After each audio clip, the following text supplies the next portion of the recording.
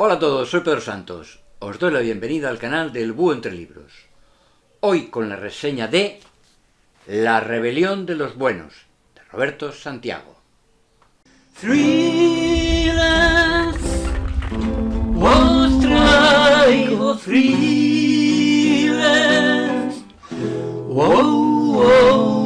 thrillers, aquí en mi canal.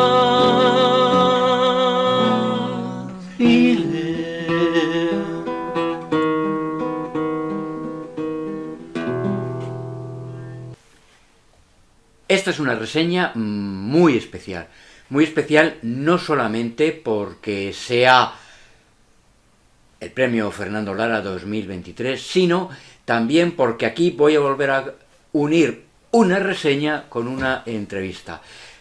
Desde el primer momento tengo que darle las gracias a Roberto Santiago porque esta entrevista yo le pasé las preguntas, me dijo que me las respondía y él mismo se grabó y me pasó el vídeo, o sea que el trabajo ha sido básicamente de él. Eso sí, son 4 preguntas, 4 minutos porque es muy curioso. Cada una de las respuestas dura 56, 57, 58 y 58. O sea, si intentas responder en un minuto no lo consigues clavar tanto. Así que muchas gracias por esto. Y además, también una reseña muy especial, porque esta es una novela que por circunstancias especiales me ha llegado mucho. Porque yo soy farmacéutico, yo he trabajado toda mi vida en la industria farmacéutica, en la red de ventas, como visitador médico, visitador de farmacias, y de eso se habla mucho en esta novela, una novela relacionada con la industria farmacéutica. Pero bueno, vamos al grano, que procuraré no enrollarme mucho. Lo primero de todo, esta novela es un thriller legal. ¿Qué es eso de un thriller legal? Porque esto además es un ejemplo clarísimo. Es un thriller de abogados, por decirlo de alguna manera, con un juicio por medio. Esos son los thrillers legales. Y este lo es desde la primera página hasta la última. A mí los thrillers legales me encantan, con lo cual este ya es un motivo más para que esta novela me haya gustado. Y además, como os he dicho, trata sobre la industria farmacéutica. Y por ahí va mi primera pregunta. Porque un buen thriller, tiene que tener un malo malísimo. Y no hay más malo malísimo, si se lo proponen, que la industria farmacéutica. Por eso, ¿por qué crees, Roberto, que hay tan pocas novelas que tengan a la industria farmacéutica como protagonista?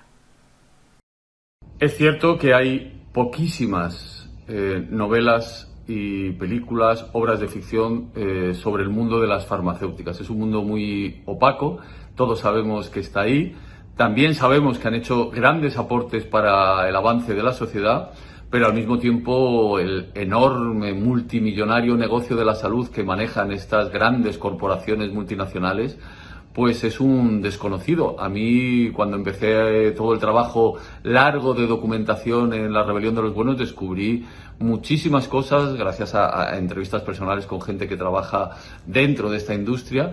Y sí, a mí también me sorprende que no haya más obras de ficción. Ojalá que en La rebelión de los buenos habrá un debate y habrá una senda en la que otros novelistas y otros autores se sumen a este mundo tan interesante y en el que tanto nos jugamos todos. Realmente son muy pocas, y no solamente en la literatura, también en el cine, lo cual no deja de ser un tema que a mí me desconcierta. Yo recuerdo como novelas que tengan como protagonista, en parte, a la industria farmacéutica, a Lágrimas de polvo rojo, de María Suré, pero sobre todo, la gran novela sobre el tema es El jardinero fiel, de John le Carré, una novela que además también ha sido una gran película. En este caso, la compañía farmacéutica lo que hacía era experimentar productos farmacéuticos con seres humanos de un modo ilegal, o sea, sin que supieran que estaban experimentando con ellos. La novela de Roberto Santiago no va de este tema, aunque es verdad que también se menciona prácticas de este tipo de experimentación en un país africano. Eso es de lo que trataba la novela de John le Carré. De ahí que surja mi siguiente pregunta. ¿Qué es lo que te llevó a hacer una novela de ficción sobre esto, sobre una gran compañía farmacéutica? Para mí la novela negra, a diferencia de la novela policíaca clásica, pues por un lado tiene estos claroscuros donde se mueven los personajes siempre, donde los buenos no son tan buenos ni los malos tan malos, y por otro lado tiene un componente esencial, la denuncia social, y aquí es donde decidí adentrarme en el mundo de las farmacéuticas, de las grandes multinacionales farmacéuticas, gracias a un amigo periodista que me pasó un informe sobre la cantidad de demandas y querellas que hay contra estas corporaciones en Europa. Y a partir de ahí, bueno, fue una semilla que despertó mi curiosidad, investigué y descubrí que había un campo ahí muy interesante para desarrollar una historia de ficción, porque La rebelión de los buenos es ficción, eso quiero dejarlo muy claro, aunque está basada en datos muy reales. Y ha sido, bueno, pues una aventura enorme el propio trabajo de documentación y de investigación. La respuesta de Roberto no ha podido menos que recordarme a una respuesta que me daba Lorenzo Silva cuando hablábamos de Púa, sobre aquella guerra sucia, y en la que y desde el primer momento siempre ha dicho lo mismo: esto es ficción, que es justamente lo que ha dicho aquí también Roberto Santiago. Esto es ficción. Y es verdad, esto es ficción. Tiene que ser ficción, evidentemente, especialmente para que si se acerca demasiado a la realidad no te puedan llegar demandas. Pero dentro de que es una ficción, aquí hay muchas cosas que son bastante reales, que están, ya os lo digo de antemano, muy bien documentadas, que están muy bien tratadas, porque eso de que como decía en la primera respuesta, de que la industria farmacéutica es opaca, es, si me apuráis, una manera muy suave de decir que no son nada transparentes. Vamos, que no te enteras realmente de lo que hay en el fondo de todo esto. Y ya desde la primera respuesta nos ha dicho algo muy importante y que se refleja de un modo muy claro en esta novela. Las industrias farmacéuticas tienen un negocio, y es el negocio de la salud. Y aquí voy a entrar un poco en esto del negocio de la salud.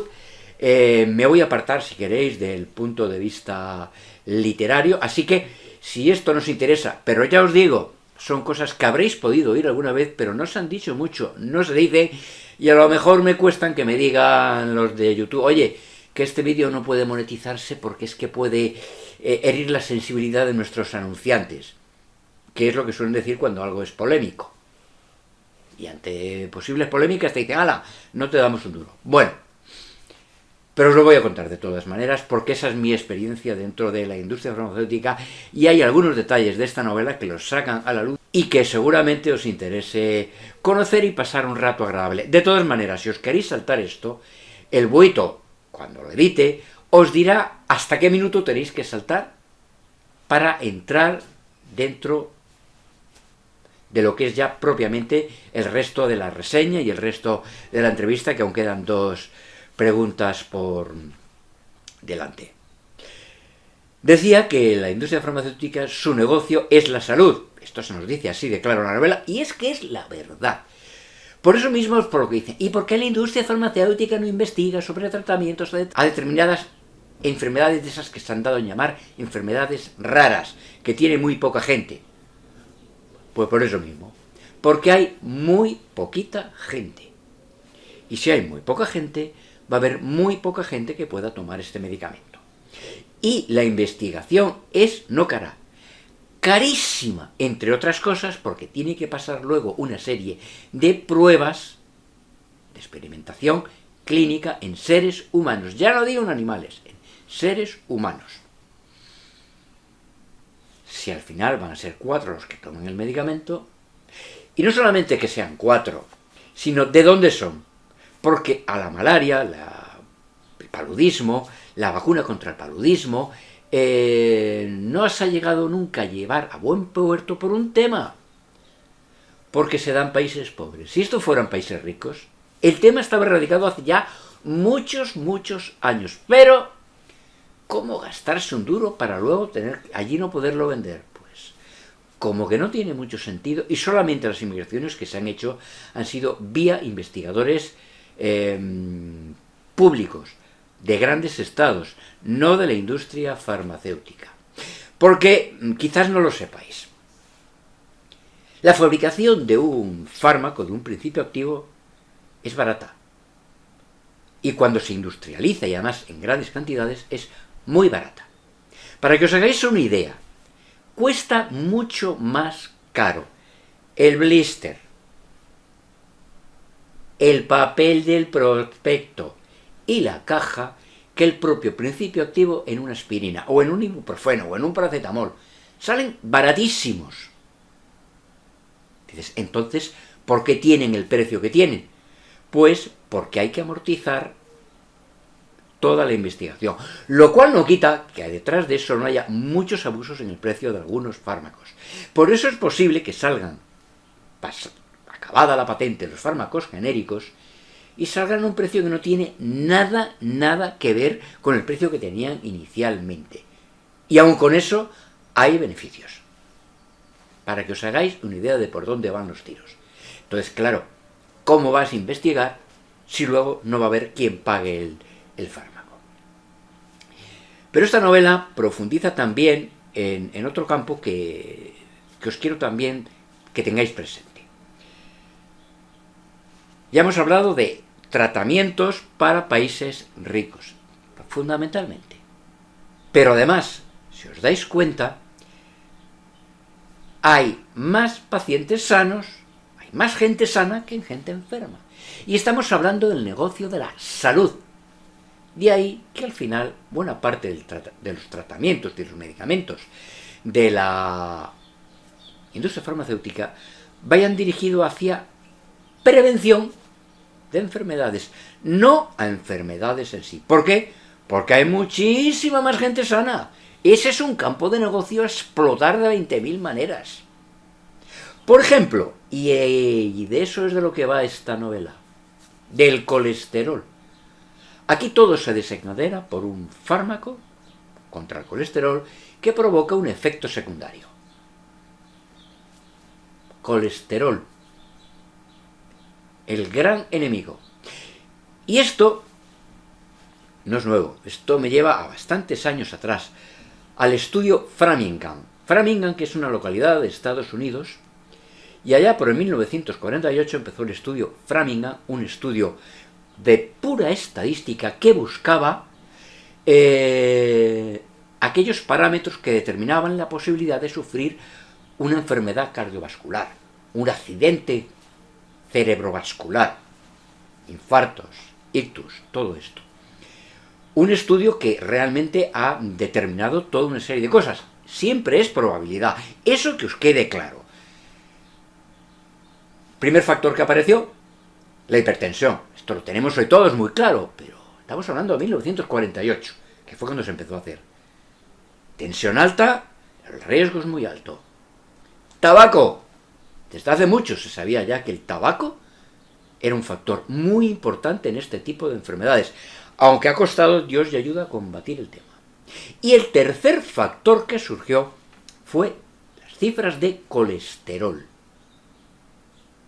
Ahora bien, cuando yo empecé a estudiar farmacia, yo soy farmacéutico, os decía antes, lo que se consideraba como cifras normales, más que normales, límites para tratar o no el colesterol, estaban en 200 más la edad. Quiere decirse que a un paciente con 20 años, 220. Y si tenía 60 años, 260. Hoy día, ese límite está cifrado en 200. Un límite que no tiene nada que ver con las cifras que se habían dicho antes. ¿Por qué? Porque lo que la estadística dice es que cuanto más bajo tengas el colesterol, menos riesgo y menos probabilidades tiene alguien de padecer una enfermedad cardiovascular. Y eso estamos hablando de pacientes sanos. Si has tenido algún evento cardíaco, sea por lo que sea. En mi caso fue por el COVID, que fue el que me provocó los coágulos. 200 ya es una cifra disparatada, tienes que tener 160 o menos. ¿Qué ocurre? Que determinadas cifras, tenerlas simplemente con una dieta, pues es un poquito, no digo difícil, pero sí cansado para el paciente, que no puede comer esto, que tiene que comer lo otro, que tiene que comer, una palabra, muy sano. Porque pacientes con colesterol alto por enfermedad, que es lo que se denomina una hipercolesterolemia familiar, con cifras disparatadas de colesterol, de hecho esos pacientes no solían superar antes los 30 años y morían de repente. ¿Cómo le da un infarto con 25 años y estaba sanísimo? Sí, pero tenía cifras de colesterol por encima de 300, por una enfermedad. ¡Hay 4! Así que, ¿qué es lo que ha ocurrido? Que van entrando estos conceptos y si tienes que tener menos de 200, en el fondo, buena parte de la población tiene que tomar la pastillita. Hasta el punto de que las sanidades públicas se han librado de la quiebra gracias a los genéricos. Porque tener a la mitad de la población tomando antihipertensivos a los precios que tenían los antihipertensivos, no hay economía que lo soporte. Ahora, con la simvastatina, que es de los más normalitos y más clásicos, a €1, pues sí se puede tratar el colesterol. Y claro, para la gente es mucho más cómodo tomarse una pastillita. Me tomo una pastillita y ya puedo comer lo que me da la gana. Mentira, eso no es así. ¿Cuál es el problema? El problema es que ningún fármaco está exento de efectos secundarios. De hecho, hay unos efectos secundarios descritos para algunos de los hipolipemiantes muy bien determinados. No tanto mortales, pero sí duros. Rotura de fibra muscular, por ejemplo, es uno muy clásico, que no quiere decirse excesivamente frecuente, más frecuente en unos fármacos que en otros. Pero claro, todo esto requiere llegar a este convencimiento de la población de que hay que tratar el colesterol, requiere de toda una campaña publicitaria. ¿Quién preparó y quién prepara esas campañas publicitarias? La industria farmacéutica. Hablar al gran público de VLDL, de LDL, de HDL, y dices, ¿qué me estáis hablando? Lipoproteínas de baja densidad, de alta densidad. ¿Qué follón es ese? Muy fácil. Vamos a distinguirlo. Vamos a hablar de un colesterol bueno, que si lo tienes alto, maravilloso, porque hay que comparar entre el colesterol bueno, colesterol malo, hacer un balance, eso realmente es así, para determinar el factor de riesgo. Y eso se consigue mediante fármacos, pero hay que convencer a la población. ¿A que habéis oído hablar de colesterol bueno y colesterol malo? Claro, eso es un concepto muy bien introducido por la industria farmacéutica, viene de ahí, transmite unos mensajes muy claros a los médicos para que estos los puedan transmitir a la población general. Eso es así. Lo digo porque yo he trabajado hipolipemiantes. Un hipolipemiante que llevaba yo, francamente, bueno, de estos que subía el colesterol bueno y bajaba, aunque no tanto como han hecho después otros fármacos, el colesterol malo. Pero lo de bueno y lo de malo, sinceramente, son hechos y dichos por la industria farmacéutica, que ha llevado a conseguir que todo un grupo de gente que está sana, con riesgo, pero sana, entre a formar parte de sus clientes, con una pastillita. Esa es la realidad. Ya he dicho el colesterol, pero podríamos hablar, y eso me parece un disparate, de la gente que tiene que tomar la pastilla porque está con el azúcar en las nubes. Y como tomo la pastilla, como lo que me da la gana. Ese es el problema. Y eso es lo que hay. Y no estoy diciendo que no toméis, si tenéis que tomarlo, la pastilla para el colesterol, pero insistir primero en la dieta. Yo tengo que tomarla. Esas cifras que me pide el médico son imposibles de conseguir con una dieta, por muy equilibrada que sea, es muy difícil. Entonces, hay que mantener ese colesterol a raya. Importante, cuidaros.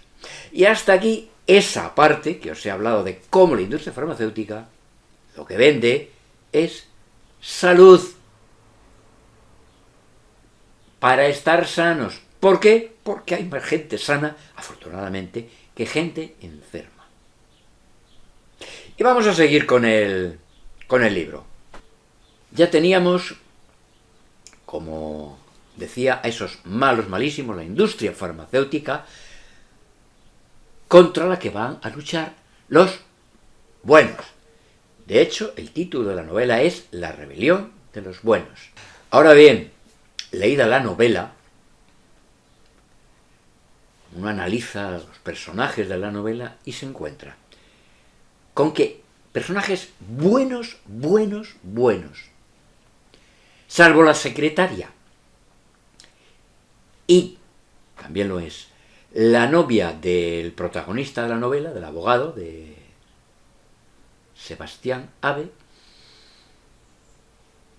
no hay ninguno. Así que mi pregunta es, ¿por qué ese título si realmente los personajes buenos, qué buenos son los que se revelan en la novela? La rebelión de los buenos alude, cuando uno lee la novela, descubre, ¿no? Alude a una noticia que en un momento determinado se publica en la historia. A mí es un título que siempre me ha removido. Yo tengo pocas manías como escritor, pero una de ellas es poner el título antes de escribir la novela.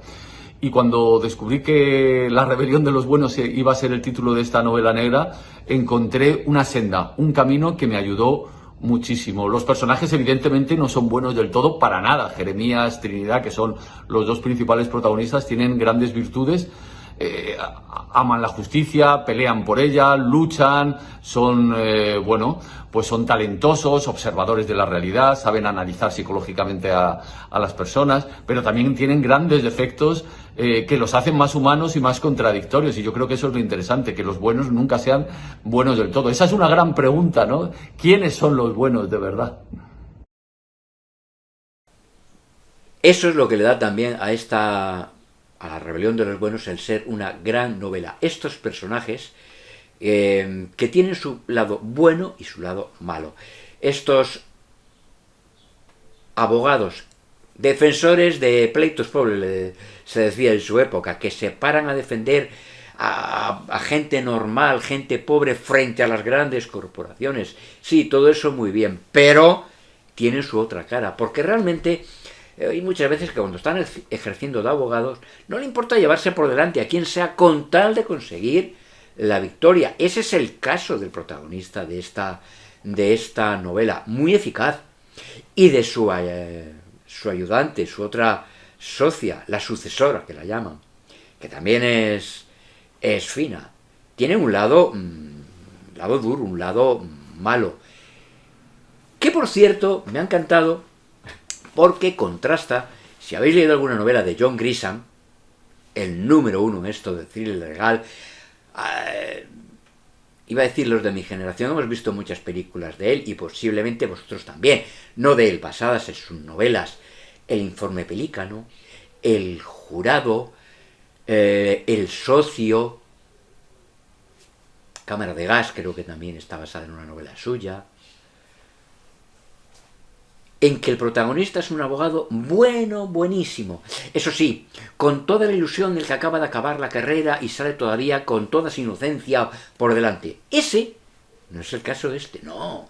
El protagonista ya ha cumplido sus 40 años. Y no es que haya cumplido 40 años, es que está de vuelta de muchas cosas. Ya está un poco baqueteado por la vida y sabe que para conseguir victorias a veces hay que moverse de otra manera, y no digo engañando, pero bueno, manipulando en cierta manera a los testigos, que a veces se llevan sorpresas cuando son interrogados por él. Buenos, ya, pero no tanto. De ahí que esto haga la novela tan interesante, porque esos son personajes mucho más reales. Estos buenos y Quijotes, pues sí, puede ser alguien recién salido, pero eso tampoco tiene tanta emoción como ver a alguien que tiene que estarse debatiendo permanentemente entre el bien y el mal. Y todo esto está narrado a ritmo de thriller, con giros de guión, especialmente uno cuando va sobre las 200 páginas, que te dejan, ¿cómo dices? ¿Qué pasa? ¿Qué ha ocurrido? Sorprendido. Dices, esto no puede ser. Se siente. Sigue leyendo. Sí, una novela muy recomendable por cómo está escrita, por cómo te atrapa, por cómo te engancha, por cómo devoras. No es una novela corta, precisamente. Y no te queda más remedio que ir llegando hasta el final, como estamos llegando ya al final de esta reseña. Y no quiero terminarla sin hacerle una pregunta, porque realmente con la mayor parte de las novelas que ha escrito Roberto Santiago no van dirigidas al público adulto, sino a los niños. Es el autor de la serie Futbolísimos. Y mi pregunta es, ¿qué es más difícil? ¿Escribir una novela para adultos, como es el caso de Ana, que por cierto también se convirtió en serie, o La rebelión de los buenos, o esta serie infantil que tienes sobre el fútbol? Todas mis novelas, ya sea ahora La rebelión de los buenos o cualquiera de mis novelas infantiles, de Los futbolísimos o cualquier otra, siempre nace del mismo sitio, de un lugar en el que yo necesito contar una historia. En este caso, en La rebelión de los buenos, pues hablo de la salud, de cómo hemos dejado la salud de toda nuestra sociedad en manos de unas grandes multinacionales, hablo también de las relaciones paterno-filiales, hablo de muchos temas que a mí me mueven. En el caso de algunas novelas de Los futbolísimos, por ejemplo, hablo del acoso escolar, hablo del exceso de competitividad que los padres inculcan a los hijos. En definitiva, para mí no es más fácil ni más difícil. Es verdad que La rebelión de los buenos me ha llevado mucho más tiempo que escribir cualquiera de mis novelas infantiles, por un tema de extensión y también de documentación. Pero el reto siempre es el mismo, y mientras los lectores quieran y las editoriales me lo permitan, pienso seguir alternando novelas negras, novelas para adultos y también, por supuesto, novelas infantiles. Espero que hayáis disfrutado mucho con esta reseña, con esta entrevista, incluso con los comentarios personales que he volcado en ella. Serán personales, pero también os digo, es información real, de alguien que lleva ahí, ha estado 30 y tantos años.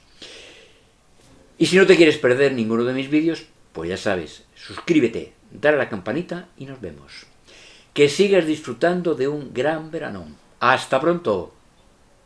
Mi buito pejiguero va camino del canal para corregir a Pedro que en la pata meterá.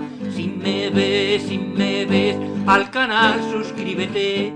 Si me ves, el buen libros sé.